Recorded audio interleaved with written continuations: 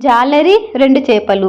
ఓ కొలనులో చాలా చేపలుండేవి. వాటిలో 2 చేపలు చాలా స్నేహంగా ఉండేవి. ఆ 2 చేపలు ఏ పని చేసినా కలిసే చేసేవి. ఓ రోజు ఒక చేప పట్టేవాడు చేపల కోసం వల విసిరాడు. ఒక చేప వలలో పడగా ఇంకొకటి తప్పించుకుంది. ఆహా! ఈ చేప ఎంత పెద్దగా ఉంది! దీన్నమ్మితే నాకు చాలా డబ్బులొస్తుంది అని సంతోషపడ్డాడు చేపలవాడు. ఆ చేపను వల నుండి తీసి బుట్టలో వేస్తుండగా అది ఏడుస్తున్నట్టు గ్రహించాడు అతడు. ఎందుకేడుస్తున్నావ్?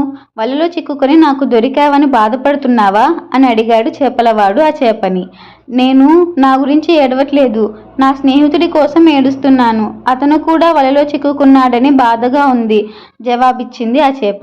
బాధపడకు, నువ్వొక్కడివే వలలో చిక్కుకున్నావు. ఇంకో చేప తప్పించుకుంది అని అన్నాడు చేపలవాడు. ఇది విని ఆ చేప చాలా సంతోషించింది. ఓ చేపలవాడా, నా మాట విను అని నీటి నుంచి వినిపించింది. చేపలవాడు ఆశ్చర్యపోయాడు. ఎవరు మాట్లాడుతున్నారు అని నీళ్ళలోకి చూశాడు. రెండో చేప నీటిపై తేలుతూ కనిపించింది. నా స్నేహితుడు నీ వలలో చిక్కుకున్నాడా అని అడిగింది రెండో చేప. అవును అని బదిలిచ్చాడు చేపలవాడు.